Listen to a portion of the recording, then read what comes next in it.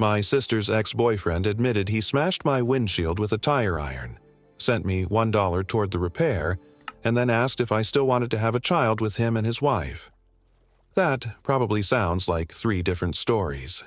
It isn't. It's one long mistake involving my older sister, her fiancé, a married couple, a secret relationship, a police report, an air horn, and several moments where I had every chance to leave and chose not to. I used to think the worst thing someone could do was lie to you. I don't anymore. The worst thing is when enough people lie at the same time that you start treating the truth like a matter of opinion. By the end, everyone involved had a different version of what happened. My sister said I betrayed her. Her ex said I ruined his family. His wife said she kept hoping he would become the person he claimed to be. And I kept saying I was only trying to understand the situation. That was my lie. I understood it much earlier than I admitted. I just didn't want to accept what understanding required me to do. I'm 30 years old now. My sister, Caroline, is 42. We didn't grow up together in any meaningful way. There's a 12-year age gap between us, so by the time I was old enough to remember family dinners, she was already gone most of the time.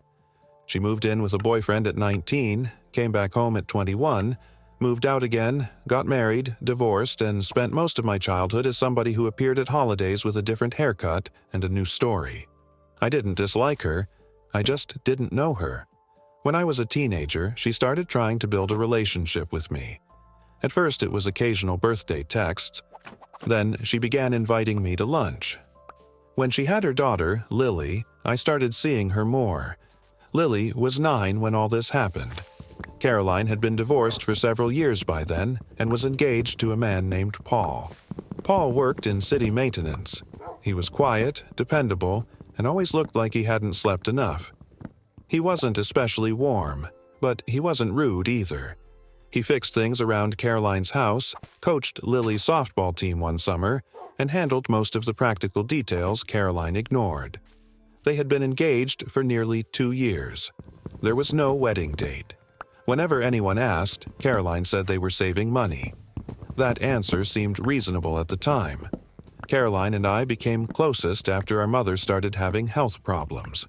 Nothing life-threatening, but enough to create appointments, prescriptions, and regular arguments about whether Mom was allowed to drive after certain procedures. Caroline and I divided responsibilities.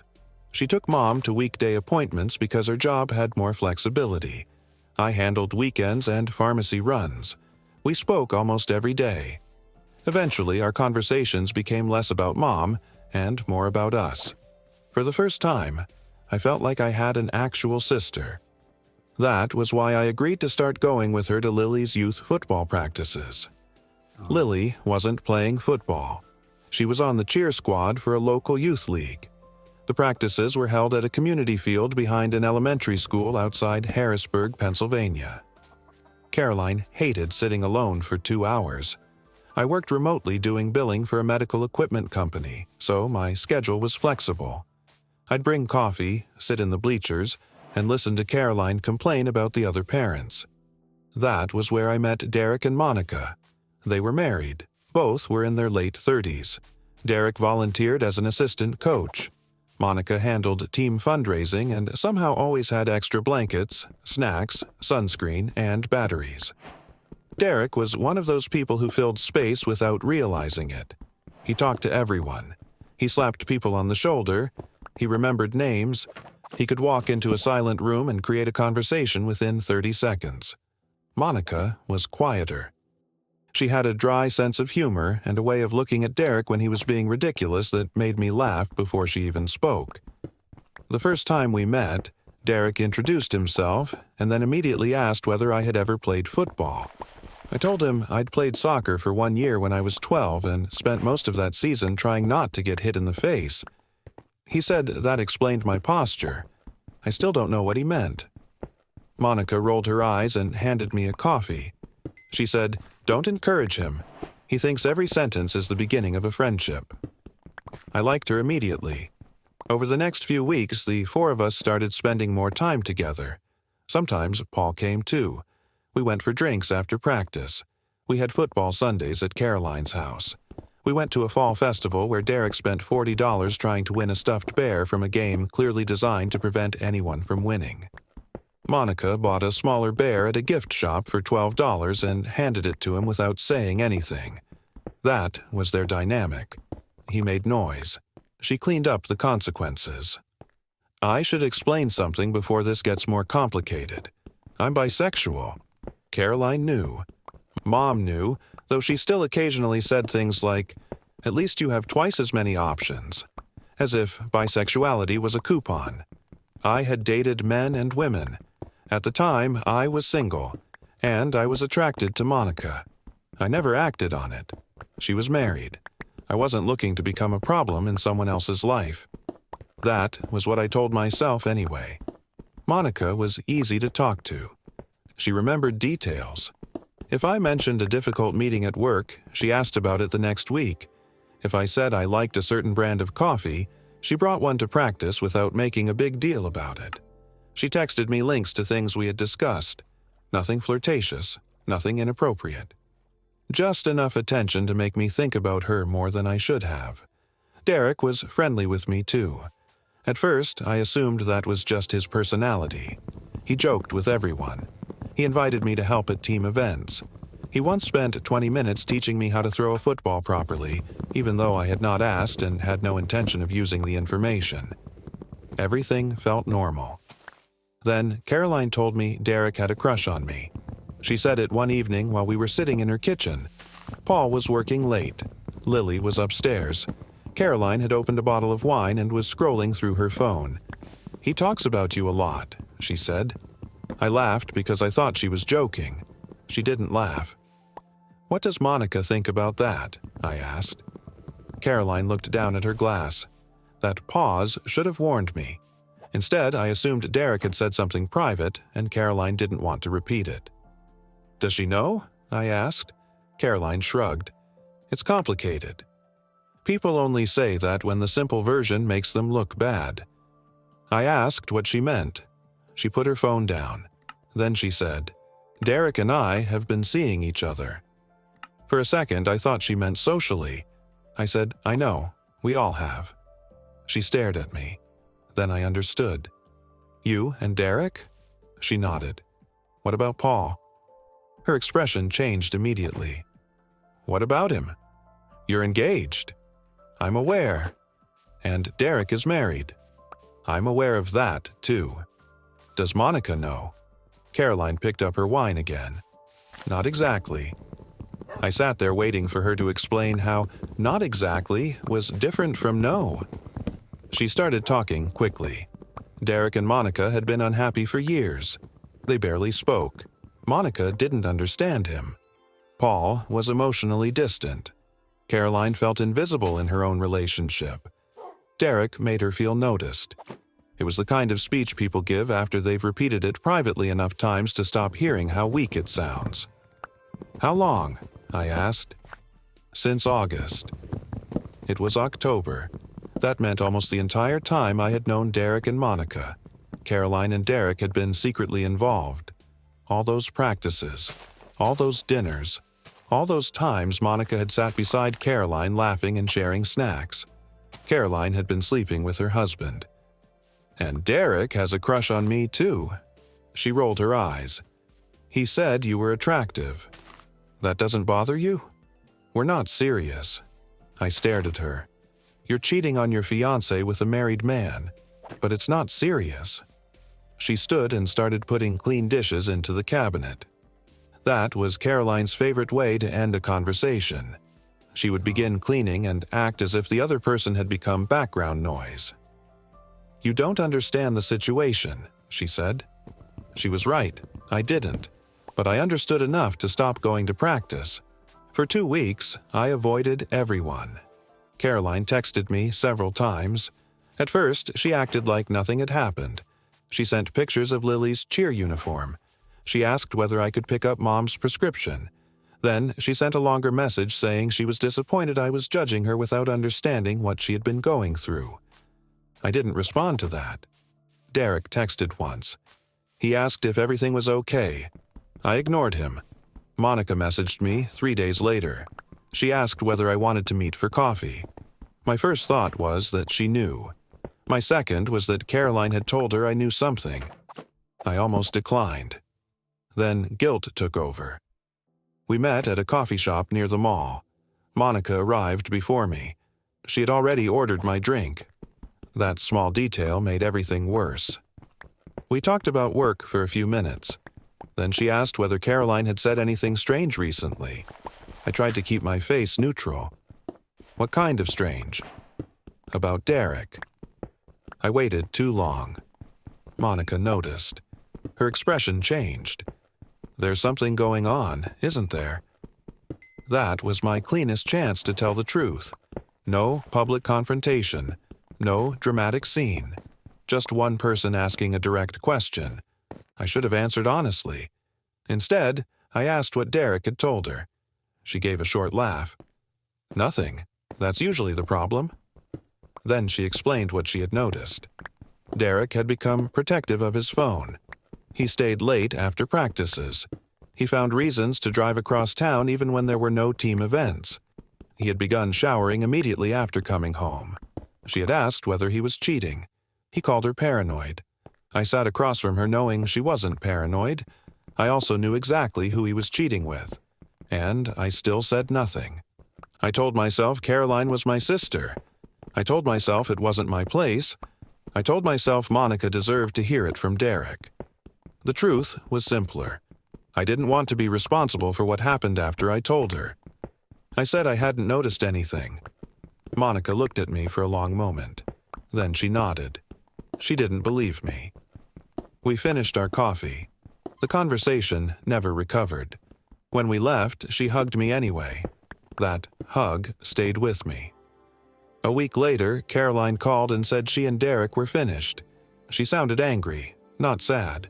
Apparently, Derek had started pressuring her to leave Paul.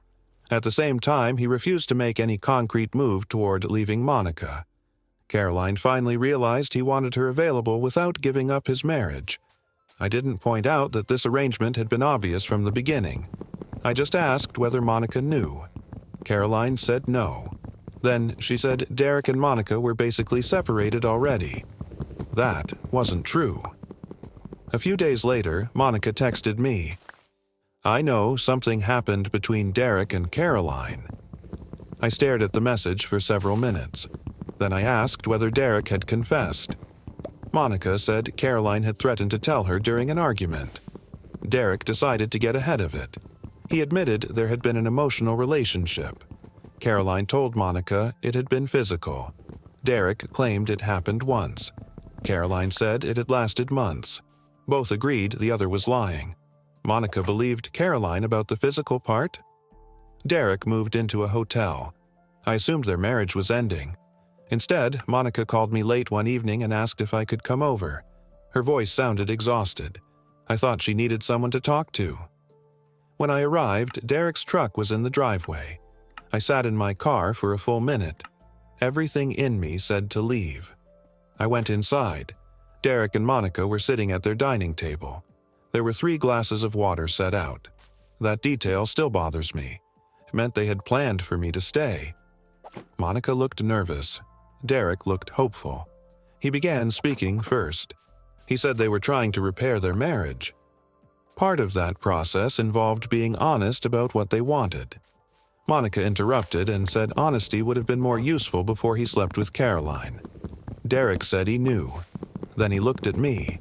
He admitted he was attracted to me. I felt my face get warm. Monica said she was attracted to me too. I didn't know what to say. Derek started explaining. They had discussed opening their marriage in the past. Monica corrected him. She said they had discussed it once, years earlier, after too many drinks at a hotel bar.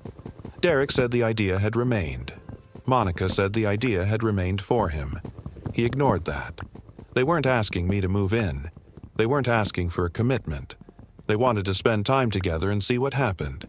I asked whether this was Derek's idea. Monica said partly. Then she admitted she had thought about me before the affair came out. That mattered more than it should have. I asked whether this was some attempt to repair their marriage through a third person. Monica said she didn't know. Derek said no too quickly. I should have left. Instead, I stayed for almost 3 hours. Nothing physical happened. We talked. Some of it was honest. Some of it wasn't. Monica said she didn't want to be humiliated again. Derek said he would do whatever it took to rebuild trust. I asked what that had to do with me. He said he wanted to stop hiding parts of himself. Monica looked at him and said, "You didn't hide yourself. You hid another woman." That was the first time I realized Monica could see him clearly and still remain with him. I would spend months trying to understand that. I eventually learned that understanding why someone stays doesn't make staying safer. We started slowly. At least that was what we called it. Dinner at their house, drinks in towns where we were unlikely to run into anyone, movie nights, long conversations. The first time Monica kissed me, Derek was in the kitchen. It wasn't dramatic. We were standing near the front door after I had stayed too late. She said she had wanted to do that for weeks. Then she kissed me again. Derek came back carrying popcorn and smiled like something had gone according to plan. That smile should have bothered me. It didn't. At first, the relationship felt easier than I expected. Monica and I developed our own connection. We texted every day. She sent pictures from stores asking which lamp or chair looked less ugly. I helped her rewrite her resume. She helped me prepare for a difficult conversation with my manager. When I caught the flu, she brought soup and left it outside my apartment because I said I didn't want anyone seeing me sick. Derek and I connected differently. He was affectionate, physical, impulsive. He liked to make plans on short notice. He called instead of texting. He wanted constant reassurance. At first, I thought his insecurity came from the damage he had done. He had nearly lost his marriage. He was afraid of being rejected. That explanation made me patient. Too patient. Derek wanted transparency from everyone except himself. If I took a few hours to answer a message, he asked where I had been. If Monica and I spent time together without him, he acted supportive and then became cold later. If I mentioned an ex, he asked questions disguised as jokes.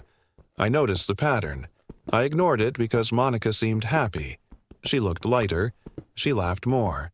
She told me being with me felt separate from the history she had with Derek. That should have concerned me too.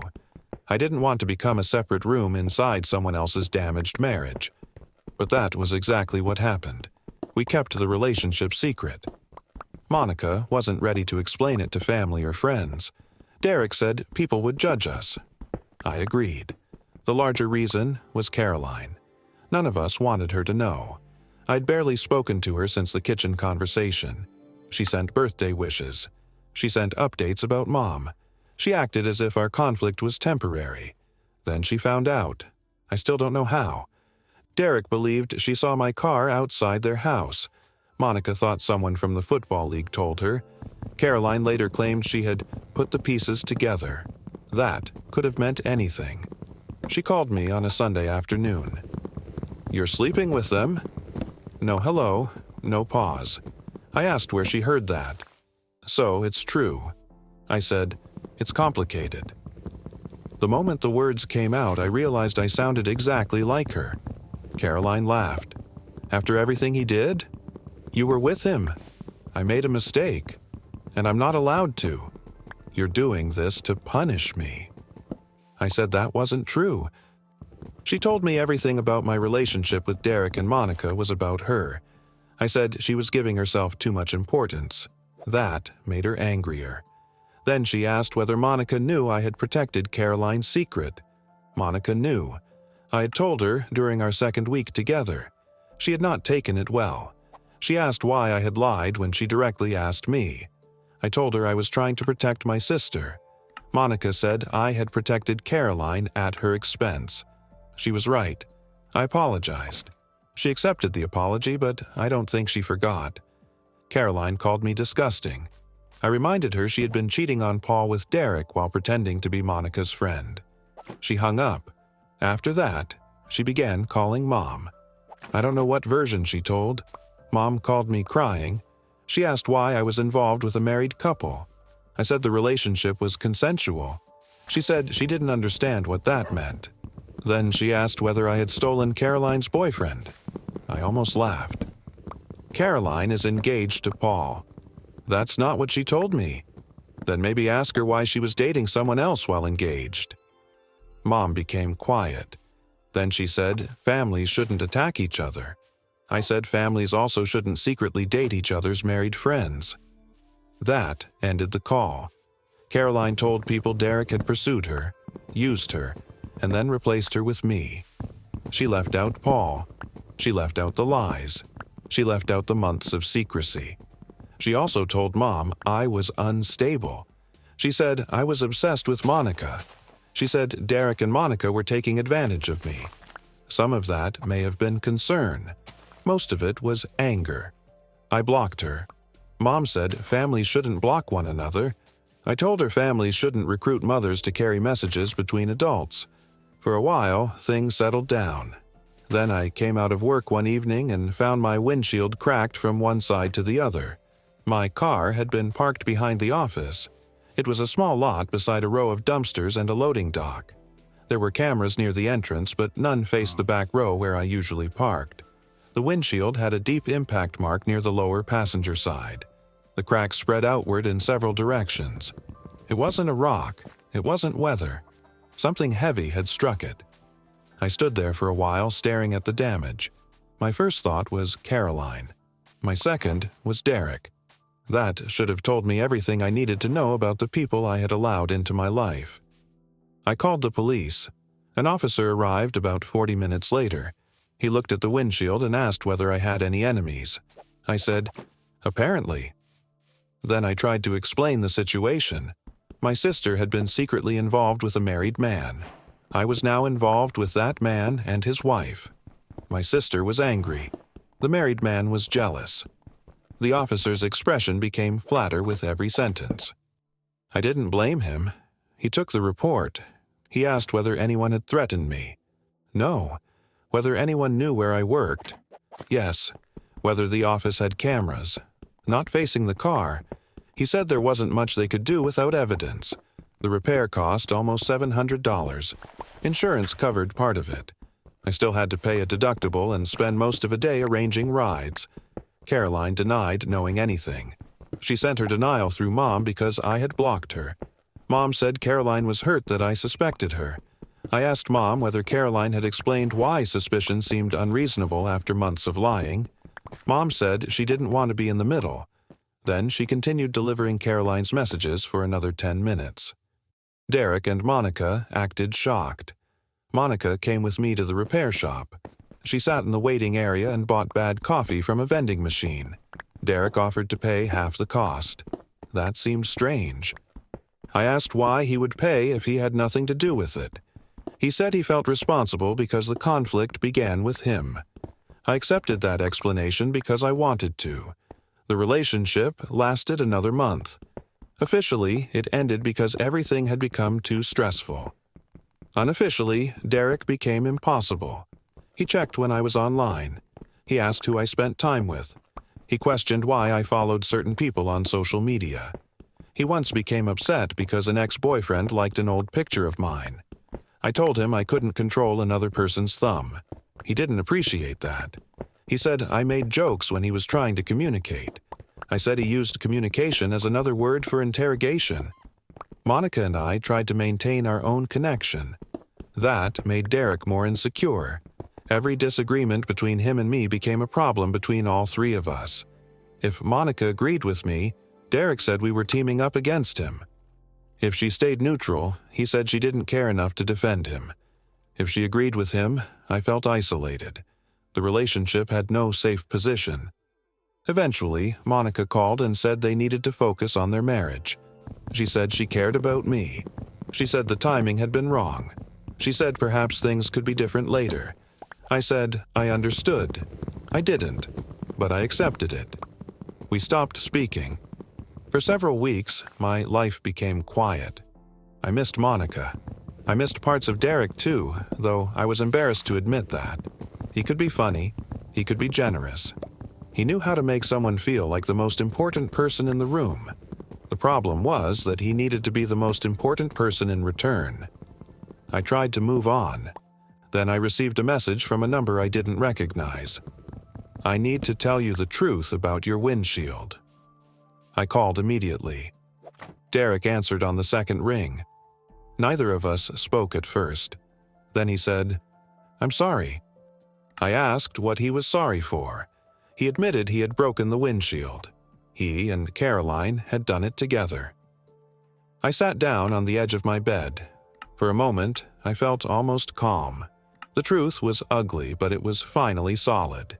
No guessing, no theories, no wondering whether I was becoming paranoid. I asked how it happened. Derek said Caroline contacted him after learning about our relationship. She was furious. She said I had betrayed her. Derek was angry too because he thought I was becoming closer to Monica. They met at a bar parking lot. They complained about me.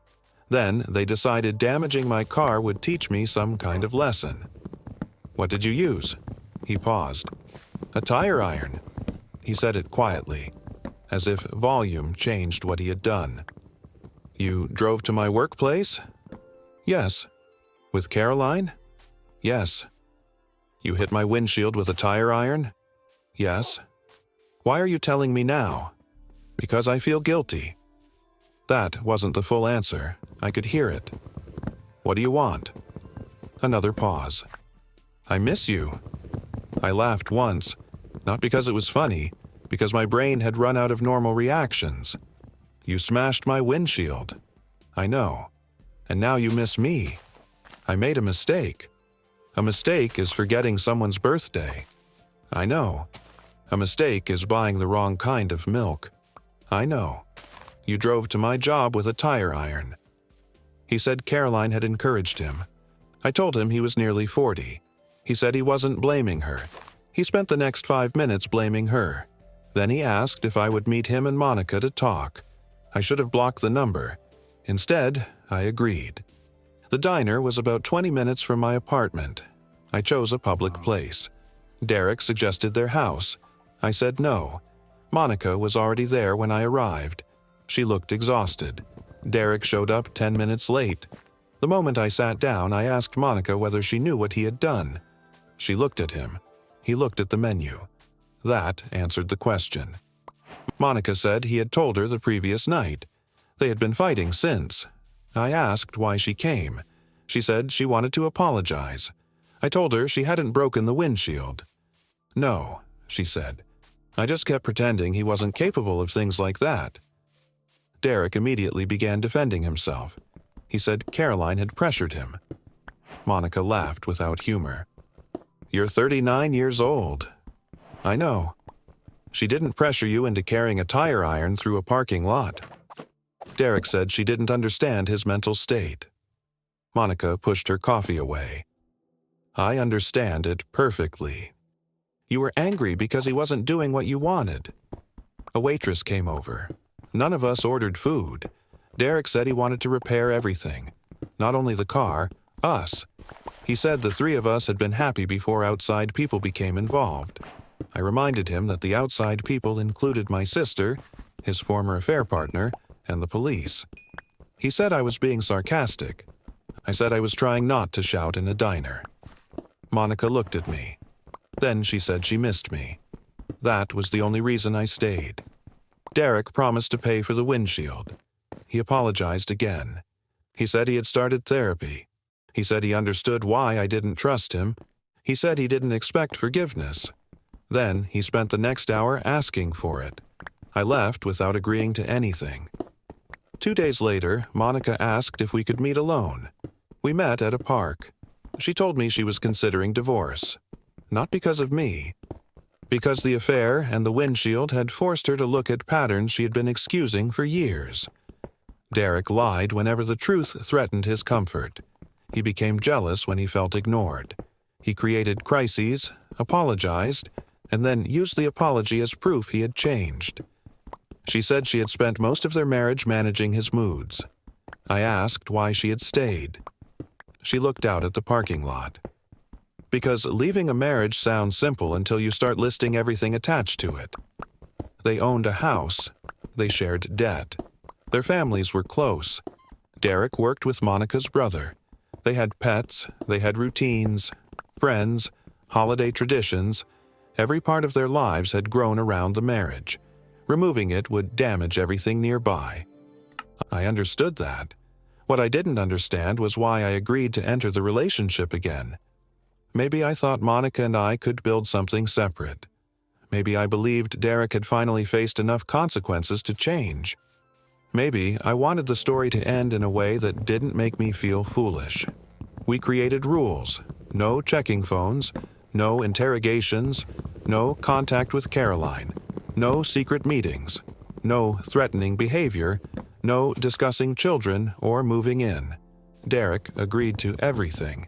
He paid nothing toward the windshield. He said money was tight. The renewed relationship lasted 1 month. The first 2 weeks were good. Too good. Derek became attentive. Monica seemed relieved. We went to restaurants in towns where nobody knew us. We cooked dinner together. We watched football. We talked about taking a weekend trip. There were moments when I thought perhaps we had survived the worst part. Then Derek began discussing the future. We were sitting on their back deck after dinner. He said he had always wanted another child.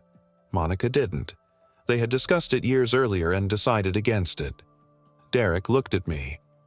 "You've said you might want kids." I laughed because I assumed he was joking. He wasn't. He began describing a future where the 3 of us lived together. Maybe we would move to a larger house. Maybe I would have a child. Maybe Monica would help raise the baby. Monica stared at him. "We have been back together for 9 days. I'm just talking." "No," she said.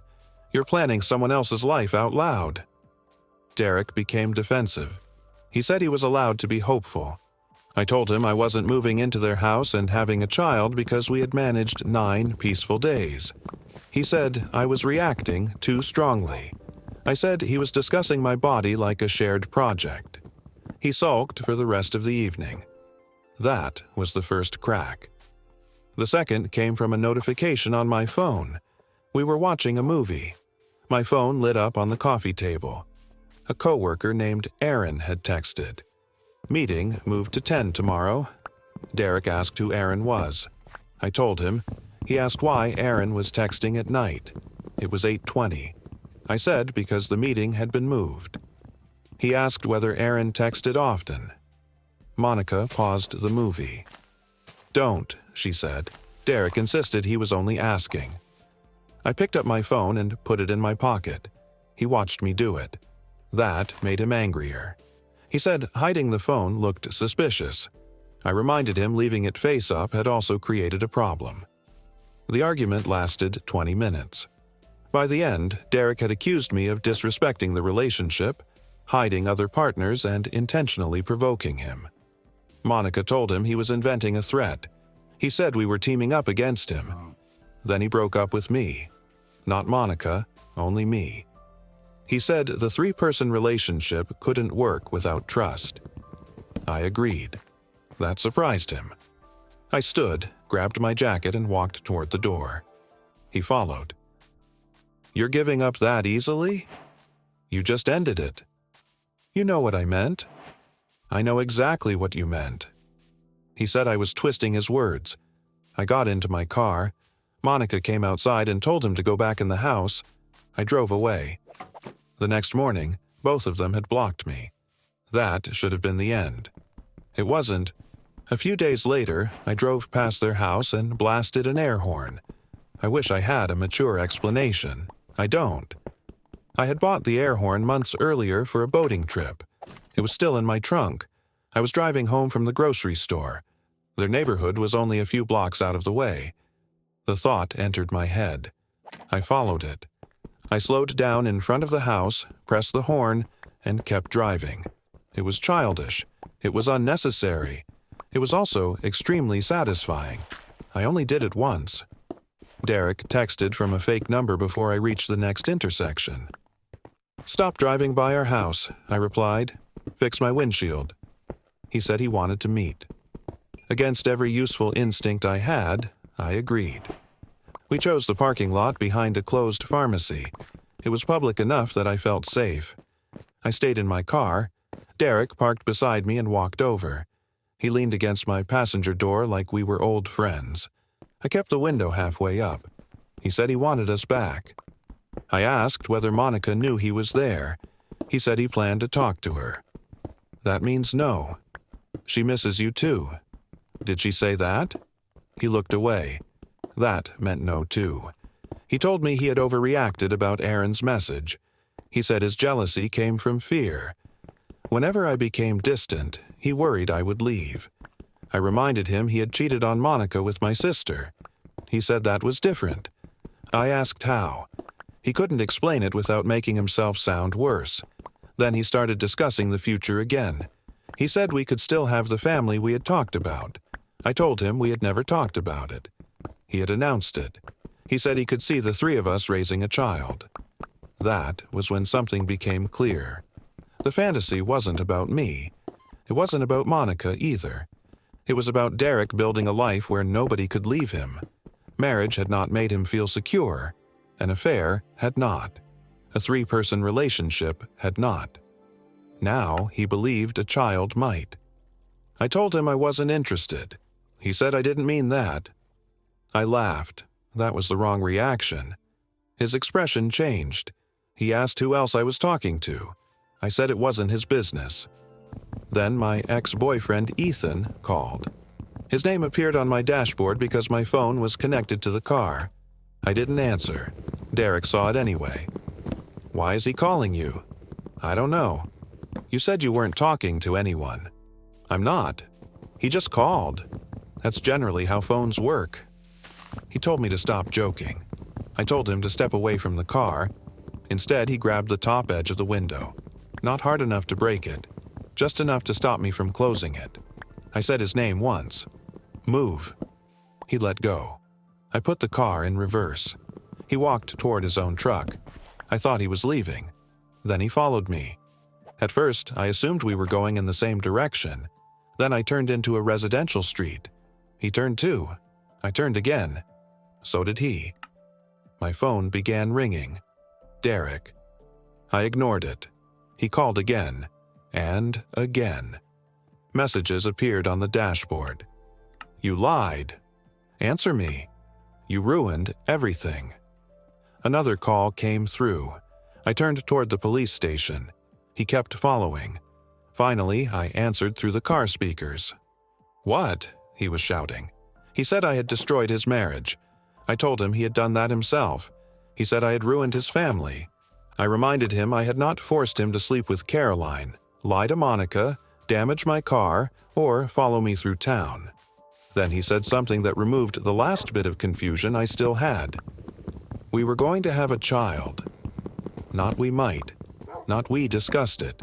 We were going to. In his mind, the future already belonged to him. My refusal was theft. I pulled into the police station parking lot. Derek drove past. The calls stopped. I sat in my car for several minutes. Then I called Monica. She answered immediately. Before I spoke, she said, "He told me he was meeting you." I asked whether she knew he had followed me. Silence. I told her everything. She apologized. I said I didn't need another apology. I needed both of them to stay away from me. She said she understood. Then I asked about the windshield money. That was the only unfinished business I was willing to discuss. Derek had promised to pay. Monica said she would make sure he did. 3 days passed. Nothing arrived. I sent Derek one message. Send the money for the windshield. A few minutes later, I received a Cash App notification. He had sent $1. The note said, "Move on." I stared at the screen. Then I took a screenshot. That $1 did more damage to whatever sympathy I still had for him than the tire iron. The windshield had been anger. The dollar was contempt. It said he believed the problem wasn't what he had done. The problem was that I had not stopped reacting to it. That was the last direct contact I had with him. I took everything to the police. The confession, the call logs, the messages, the Cash App payment. The officer handling the original report took the situation more seriously once Derek had admitted damaging the car in writing. They contacted him. He tried to claim he had been speaking figuratively. Then they showed him the messages where he described the tire iron and Caroline's involvement. His story changed. He said the windshield had already been cracked. Then he said he had only tapped it. Then he said Caroline had struck it. Caroline denied everything. She told Mom I was trying to ruin her life. Mom asked me to unblock Caroline so the family could talk through the situation. I said there was nothing to discuss. Caroline had helped damage my property because I dated the married man she had secretly been dating while engaged to someone else. Even saying it out loud made my head hurt. Mom said people make mistakes. I said this was not one mistake. It was a series of decisions requiring transportation and a metal tool. Mom told me I was being cruel. I told her Caroline had a police report with her name in it. That ended the conversation. For a while. Then Paul found out. I didn't tell him. Monica did. She contacted him because Caroline's name was now part of the investigation, and she thought he deserved to know the full history. Paul called me once. His voice was flat. He asked whether Caroline and Derek had really been involved for months. I said yes. He asked whether I had known. I said I learned after it had already begun. He asked why no one told him. I didn't have a good answer. I said I was sorry. He said, everybody's sorry after they decide honesty is useful. Then he hung up. He ended the engagement. Caroline moved in with Mom. That created a new problem because Mom became a permanent messenger. Caroline was sorry. Caroline missed me. Caroline wanted to explain. Caroline believed I had overreacted. The apology always disappeared by the fourth sentence. According to Mom, Caroline had been manipulated by Derek. Then she had been emotionally overwhelmed. Then she had been humiliated by my relationship with him. Then the windshield had somehow become a spontaneous accident. I asked how a tire iron accidentally traveled from a vehicle to my workplace. Mom said she didn't know. I said that was the first honest answer anyone had given me in months. Caroline eventually sent a letter to my apartment. I almost threw it away. Instead, I read it. She wrote that she had always struggled with feeling replaced. When I was born, she had already been a teenager. She felt our parents focused on me. Later, she believed Paul cared more about practical responsibilities than about her. Derek made her feel chosen. Then he chose me too. She said seeing my car at his house made her feel like I had taken something from her again. I understood the feeling. I did not accept the conclusion. She wrote that damaging the windshield had been stupid. She claimed she never expected it to crack that badly. Apparently, there was an acceptable amount of windshield damage in her mind. She ended by saying she hoped we could rebuild our relationship. There was no direct apology, no offer to pay, no acknowledgement of what she had done to Monica or Paul. Only an explanation of why her pain had made her actions understandable. I did not respond. The case ended with Derek accepting responsibility for the property damage. Caroline was not charged. There wasn't enough evidence to prove she had participated beyond Derek's statements, and he had changed his version too many times. Derek was ordered to pay restitution. It took months. He paid in small amounts. Every payment notification reminded me of him. At first, I found that infuriating. Later, it became almost funny. He had tried to avoid paying $700.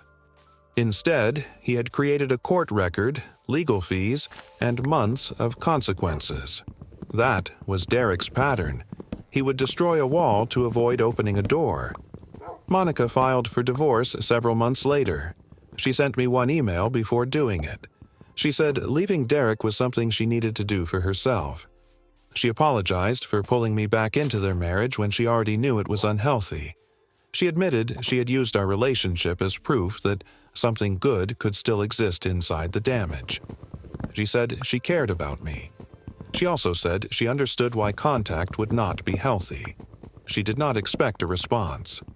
I read the email several times. Then I wrote a reply. I deleted it. I wrote another. Deleted that, too. Finally, I sent nothing. Not because I hated her. I didn't. Out of everyone involved, Monica was the hardest person to let go. There had been real feelings between us. That was what made the situation dangerous. People think unhealthy relationships are easy to leave because everything inside them must be bad. That isn't true. The good parts are what keep you there. The laughter, the private jokes, the moments when someone brings you soup or remembers your coffee order, the way they look at you when the room is quiet. The good parts do not erase the harm. They make the harm harder to accept. Every road back to Monica went through Derek, Caroline, or the damage all of us had done. I could not keep calling chaos a relationship just because there had been love inside it. For months afterward, I had trouble trusting my own judgment. That surprised me. I had expected anger, embarrassment, maybe sadness. I didn't expect to question every decision I made. I replayed the early conversations. The first time, Caroline said things were complicated. The coffee with Monica, the dinner at their house, the moment Derek offered to pay half the windshield, the fake number, the diner, the pharmacy parking lot. At every stage, there had been a clear exit. I ignored all of them. I wanted to believe I had been pulled into the situation. The truth was more uncomfortable. I walked into it. Not because I was weak, not because I was foolish, because each bad decision was only slightly worse than the one before it. That is how people end up in situations they would have rejected immediately if shown the full picture at the beginning. Nobody asked me on day one whether I wanted to date my sister's married former affair partner and his wife while hiding the relationship from my family. That would have sounded insane. Instead, I was asked to have coffee, then dinner, then one honest conversation, then another chance, then forgiveness, then patience. Each step seemed manageable on its own. Together, they became my life. I started therapy, not because I thought something was wrong with me, because I wanted to understand why I had confused endurance with emotional maturity. I'd always believed being calm made me rational. Sometimes it did. Other times, calmness became a way to avoid making decisions. I could analyze everyone.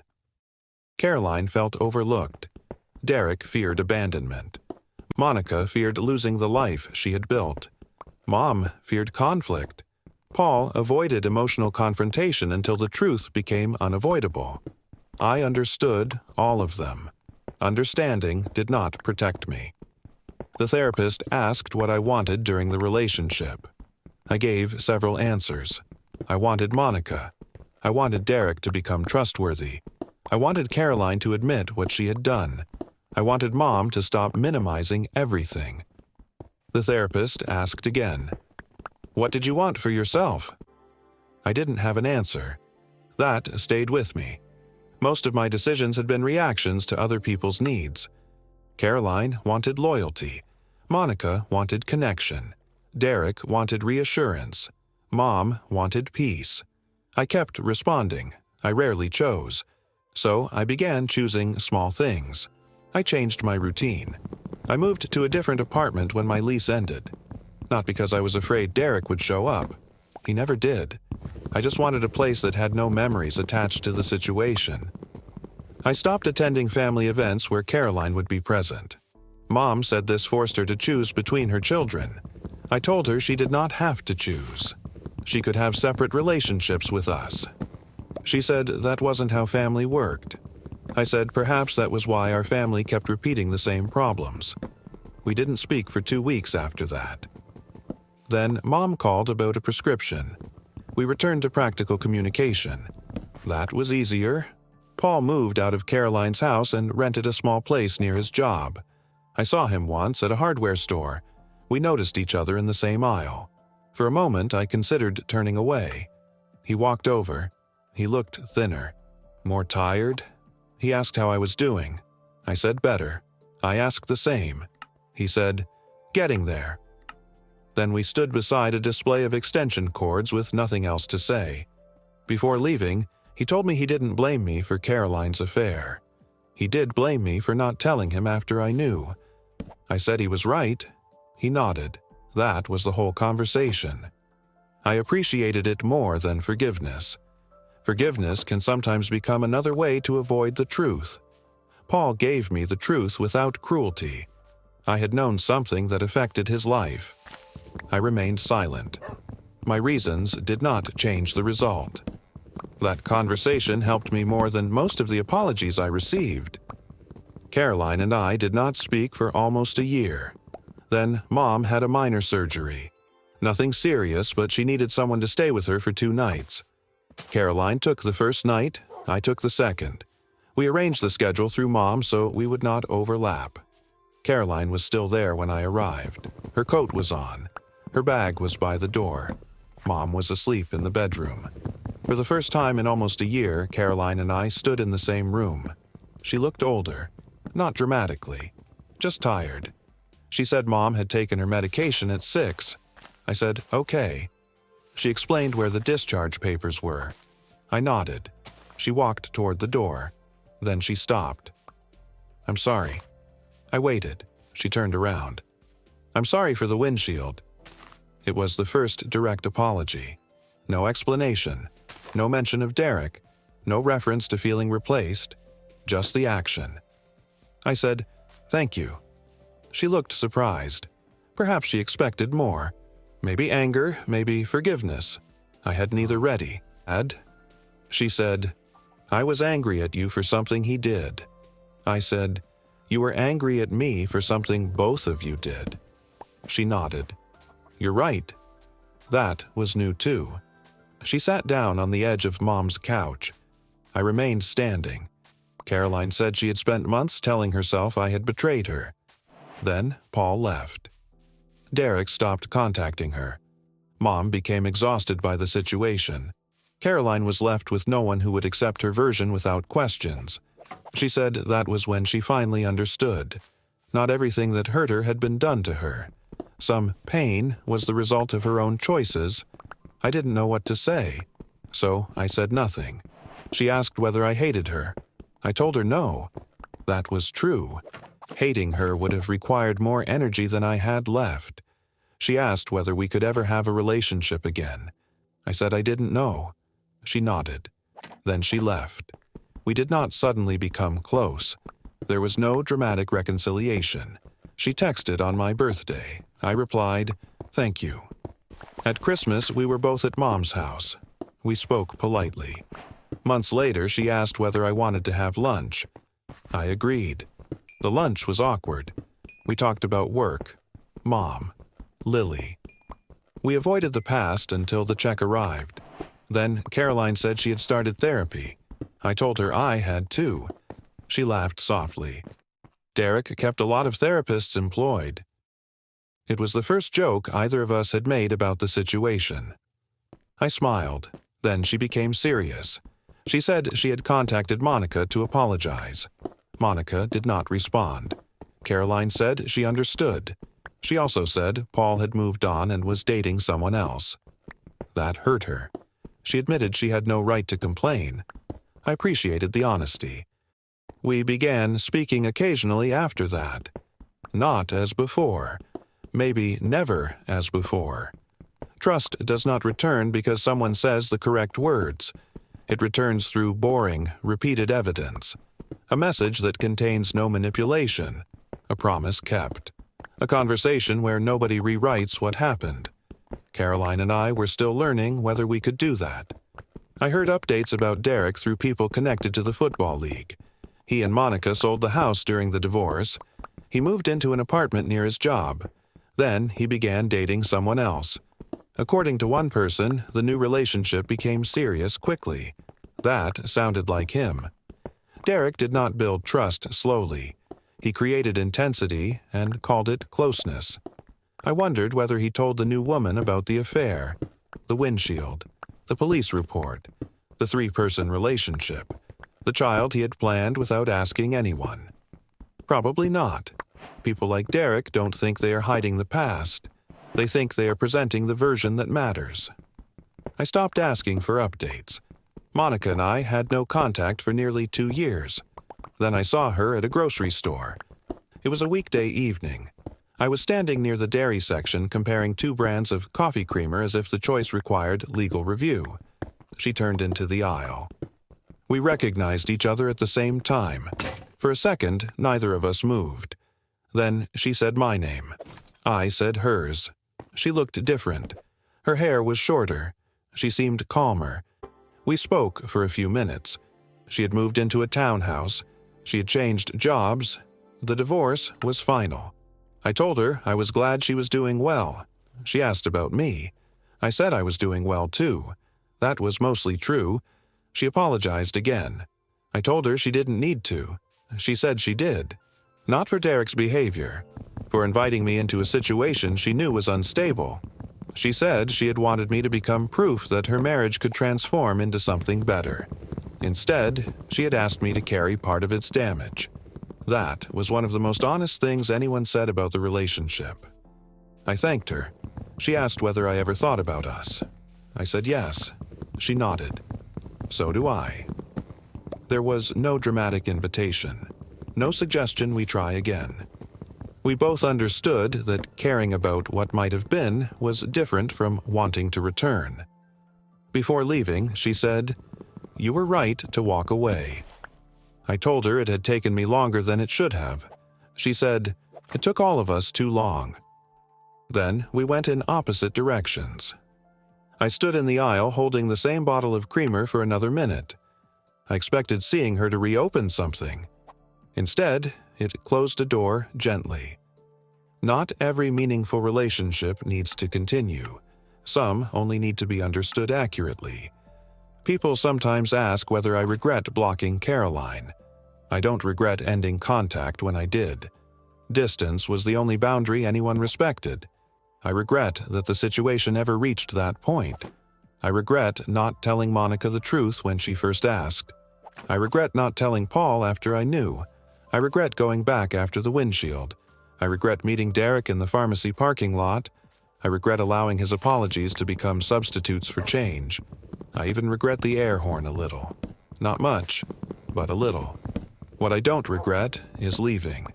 Caroline did not make one bad decision. She lied to Paul. She helped Derek lie to Monica. She damaged my car. Then she told our family I was the problem because admitting the truth required her to examine herself. Derek wanted loyalty from everyone while offering none. He treated people like evidence that he was loved. The moment someone acted independently, he saw betrayal. Monica was not innocent. Neither was I. She knew her marriage was unstable and still invited me inside. I saw every warning sign and kept believing one more conversation would make the situation reasonable. It never did. Some situations do not become healthy because you finally understand them. You simply understand why you need to leave. The windshield was eventually paid through restitution. Derek and Monica divorced. Paul built a new life. Caroline and I now speak carefully. Mom still dislikes boundaries but has learned that complaints do not remove them. Lily is older and knows only a simplified version. She knows the adults had a serious disagreement. That is enough for now. As for me, my life is quieter. Nobody checks my phone. Nobody contacts me from fake numbers. Nobody follows me through town. Nobody asks me to raise an imaginary child after a few weeks of dating. I used to think quiet meant something was missing. Now I understand that peace often feels empty at first because chaos takes up so much space. There were nights during that relationship when my phone would not stop lighting up. Messages from Caroline, messages from Derek, messages from Monica, calls from Mom. Every person wanted an answer. Every answer created another argument. Silence felt unnatural afterward. Then it became normal. Then it became valuable. I started dating again eventually. Slowly. The first person I went out with placed their phone face down on the table during dinner. My entire body reacted. They noticed. They asked whether something was wrong. I said no. Then I corrected myself. I explained that I had been in a relationship where phones became evidence, weapons, and excuses. They listened. They did not demand details. They simply turned the phone over and left it beside the plate. That small act meant more than it should have. Healthy people do not make you prove reality. They do not punish you for having a past. They do not build a future around you without asking whether you want it. They do not break your property and call the reaction drama. I wish I had learned those things in an easier way. I didn't, but I learned them. The last time I heard Derek's name, someone said he had moved to another county. I felt nothing. That was the moment I knew the story was finally over. Not when the relationship ended. Not when the police became involved. Not when the divorce was finalized. It ended when his name became ordinary. Caroline once asked whether I planned to tell anyone the whole story. I said probably not. It was too complicated, too embarrassing, too difficult to explain without sounding fictional. Then she said something I didn't expect. Maybe you should. I asked why. She looked down at her coffee. Because I spent a long time telling a version where I was the victim. She paused. I think the real version should exist somewhere. So, this is the real version. Or, as close as memory allows, my sister had an affair with a married man while engaged to someone else. I became involved with that man and his wife. My sister and the man damaged my car. He confessed, asked for another chance, followed me, and sent $1 toward the repair. His marriage ended. My sister's engagement ended. My relationship with all of them ended. There is no single villain. There is no innocent narrator. There are only people making selfish choices, explaining those choices, and discovering that explanations do not erase consequences. For a long time, I wanted someone to tell me whether cutting them off made me cruel. Now, I think that was the wrong question.